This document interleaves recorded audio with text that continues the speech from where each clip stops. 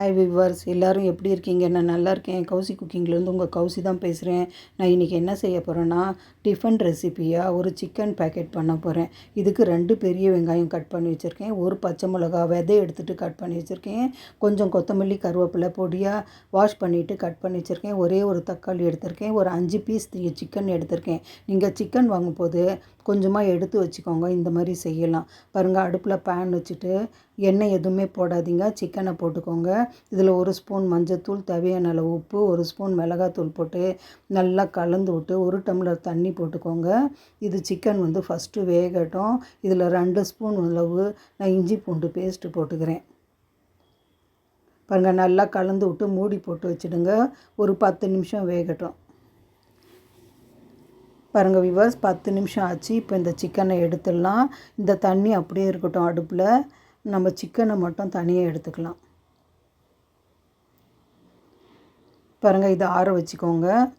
இப்போ இந்த சூப் இருக்கு இல்லையா, சிக்கன் சூப்பு, இதுலேயே நம்ம கட் பண்ணி வச்சுருக்கிற வெங்காயம், பச்சை மிளகா, கொத்தமல்லி, கருவேப்பிலை, உங்களுக்கு புதினா வேணுன்னா கூட நீங்கள் கட் பண்ணி போட்டுக்கோங்க.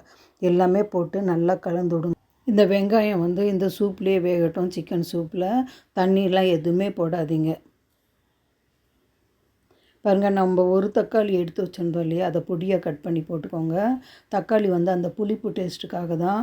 நீங்கள் தக்காளிக்கு பதிலாக டொமேட்டோ கெச்சப் இருந்தால் கூட ஒரு 2 ஸ்பூன் அளவுக்கு போட்டுக்கலாம். பாருங்கள், நல்லா கலந்து விடுங்க. இதில் நம்ம குக்கிங் ஆயில், நம்ம யூஸ் பண்ணுற ஆயில் ஒரு 2 ஸ்பூன் அளவுக்கு நான் ஆட் பண்ணிக்கிறேன். பாருங்கள், அது வரைக்கும் அது கொஞ்சம் வெங்காயம் வதங்கட்டும். அது வரைக்கும் நம்ம சிக்கனை பொடியாக கட் பண்ணி வச்சுக்கலாம். பாருங்கள், வெங்காயம் ஓரளவுக்கு வதங்கிடுச்சு. தண்ணி கொஞ்சமாக ட்ரை ஆகிடுச்சு. பாருங்கள், இப்போ நம்ம கட் பண்ணி வச்சுருக்கிற சிக்கனை அதில் போட்டு கலந்து விட்டுக்கலாம். பாருங்கள், இதில் கரம் மசாலா 1 ஸ்பூன் அளவுக்கு நான் போடுறேன். சின்ன ஸ்பூனில் நீங்கள் கரம் மசாலாவும் சிக்கன் மசாலாவும் போடலாம் 1 ஸ்பூனு.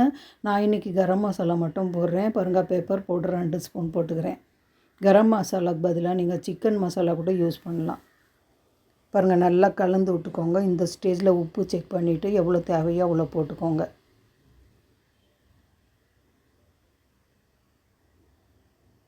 பாருங்கள், அப்படியே கலந்து விட்டு மூடி போட்டு வச்சுடுங்க. நல்லா ட்ரை ஆகட்டும். தண்ணி கொஞ்சம் கூட இருக்கக்கூடாது, நல்லா ட்ரை ஆகிடணும். பாருங்கள், இந்த அளவுக்கு நல்லா ட்ரை பண்ணிவிட்டு இறக்கி ஆற வச்சிடுறேன் நான். பாருங்கள், அடுப்பை ஆஃப் பண்ணிவிட்டு ஆற வச்சுட்டேன். இப்போ மேல் மாவுக்காக நம்ம 1 டம்ளர் கோதுமை மாவு எடுத்துருக்கோம்.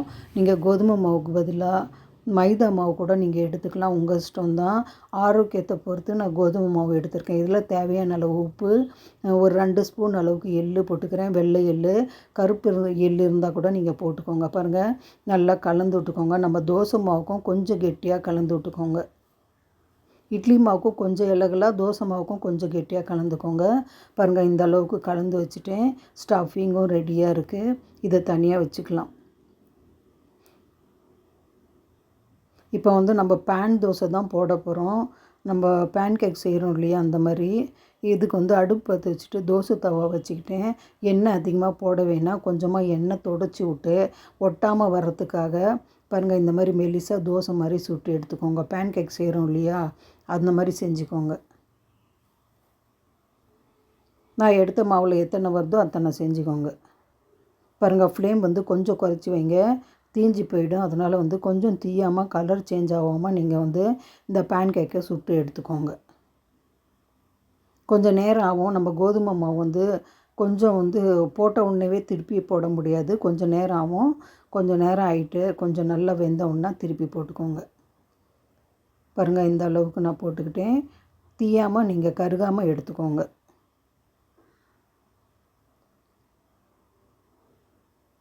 நான் கலந்து வச்ச மாவு எல்லாமே இந்த மாதிரி பேன் தோசை செஞ்சு வச்சுக்கிறேன். இதை தனித்தனியாக வச்சு ஆற வச்சுக்கோங்க. தட்டில் மேலே ஒன்றுக்கு மேலே ஒன்று போட்டிங்கன்னா ஒட்டிக்கும். தனித்தனியாக வச்சுக்கோங்க. பாருங்க, கொஞ்சமாக நான் திருப்பி போட்டு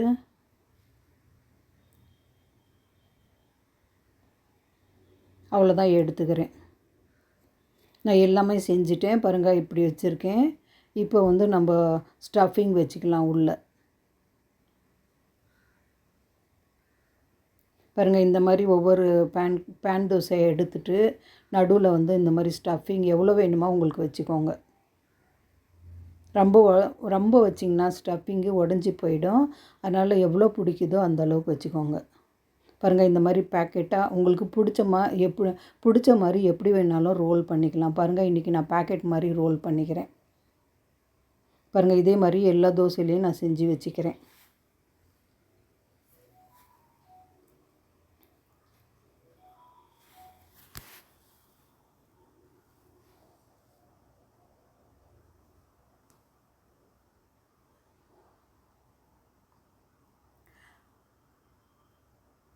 உடையாமல் ஃபோல்ட் பண்ணுங்கள். இது ரொம்ப சாஃப்டாக இருக்கும்.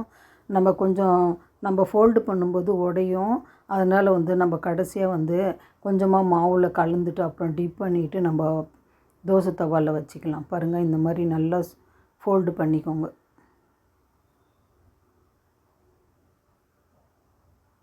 பாருங்கள், இந்த மாதிரி எல்லாமே நான் ஃபோல்டு பண்ணிவிட்டேன். ஒரு 6 தோசை வந்தது. ஒன்று உடஞ்சிடுச்சு. அதனால் நான் அது யூஸ் பண்ணலை. பாருங்கள், இந்த மாதிரி வந்து மாவு வந்து சும்மா ஒரு 4 ஸ்பூன் கோதுமை மாவு போட்டு கொஞ்சம் நிறைய தண்ணி போட்டு தண்ணி மாதிரி கலந்து வச்சுக்கோங்க. பாருங்கள், இப்போ அதே தோசை தவா வச்சுருக்கேன். அந்த தவாவில் வந்து பாருங்கள், மொத்தமே ஒரு 4 ஸ்பூன் எண்ணெய் தான் நான் போடுறேன். பாருங்கள், இப்போ வந்து நம்ம செஞ்சு வச்சுருக்கோம் இல்லையா சிக்கன் பேக்கெட்டு, அது இந்த மாவில் நல்லா டிப் பண்ணிவிட்டு எண்ணெய் சூடானோடனே ஃப்ளேம் நல்லா குறைச்சிட்டு அப்படியே வச்சுக்கோங்க மேலே. எல்லாமே நான் 5 தான் வச்சுருக்கேன். 5ம் இந்த தோசை தவாவில் வச்சுக்கிறேன். நல்லா டிப் பண்ணிக்கோங்க. அப்போ தான் நல்லா உடையாமல் வரும்.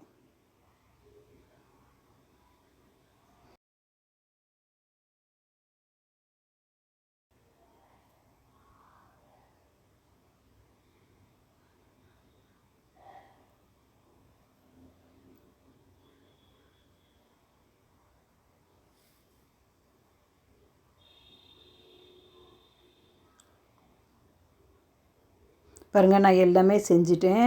ஃப்ளேம் நல்லா குறைச்சிக்கோங்க. மூடி போட்டு அப்படியே மூடி வச்சுக்கோங்க ஒரு 10 நிமிஷம். பாருங்கள், அப்படியே திருப்பியே போடாதீங்க. ஒரு பக்கம் கொஞ்சம் நல்லா வேகட்டும். அப்புறமே நீங்கள் திருப்பி போடுங்க. அப்போ தான் கொஞ்சம் நல்லா கிறிஸ்பியாக வரும். பாருங்கள், உடையாமல் பார்த்து திருப்பி போடுங்க. உங்களுக்கு உடையாது. மேலே மாவு வந்து நம்ம இது பண்ணியிருப்போம் இல்லையா, டிப் பண்ணியிருக்கோம் இல்லையா, அதனால் வந்து உடையாது இது. பாருங்கள், இது செய்கிற வரைக்கும் ஃபுல்லாகவே நான் அடுப்பு குறைச்சி வச்சு தான் செய்கிறேன். பாருங்கள், இப்போ மூடி போட்டுக்கோங்க. நல்லா வேகட்டும். நல்லா 2 சைடும் கிறிஸ்பி ஆகட்டும். இது ரொம்ப டேஸ்ட்டாக இருக்கும். குழந்தைங்களுக்கு நீங்கள் ஈவினிங் டைமில் ஸ்நாக்ஸாக பெரியவங்களுக்கும் கொடுக்கலாம், குழந்தைங்களுக்கும் கொடுக்கலாம். லெஸ் ஆயில் தான். அதனால் ஹெல்த்தியாக நம்ம செஞ்சு கொடுக்கலாம். கடையில் பப்ஸுக்கு வாங்கி கொடுக்குறத விட குழந்தைங்களுக்கு இந்த மாதிரி சிக்கனையும் கோதுமை மாவையும் வச்சு இந்த மாதிரி ரொம்ப டேஸ்ட்டாக இருக்கும். இந்த மாதிரி நீங்கள் செஞ்சு கொடுக்கலாம். பெரியவங்களுக்கும் ரொம்ப பிடிக்கும் இது. பாருங்கள், நம்ம ஆயில் வந்து ஒரு 4 ஸ்பூன் அளவுக்கு மொத்தமே போட்டிருக்கோம். அவ்வளோதான். பாருங்கள், 2 சைடும் நல்லா கிறிஸ்பி ஆகிடுச்சு. பாருங்கள், இது எடுத்துடலாம். இது டிஃபனுக்கும் செஞ்சாலும் சரி, ஈவினிங் ஸ்நாக்ஸ் செஞ்சாலும் சரி, எல்லாருக்குமே ரொம்ப பிடிக்கும். இது வந்து ரொம்ப ரொம்ப சிக்கனமாக செய்யலாம். குழந்தைங்களுக்கு வெளியில் வாங்கி தர ஃபுட்டை விட இந்த மாதிரி வீட்டில் செஞ்சு கொடுங்க. ரொம்ப பிடிக்கும் உங்களுக்கு. என் சமையல் உங்களுக்கு பிடிச்சிருந்துன்னா கௌசி குக்கிங் சேனலுக்கு லைக் பண்ணுங்கள், கமெண்ட் பண்ணுங்கள், ஷேர் பண்ணுங்கள், சப்ஸ்கிரைப் பண்ண மறந்துடாதீங்க. அடுத்த சமையலில் பார்க்கலாம். ஓகே, பாய்.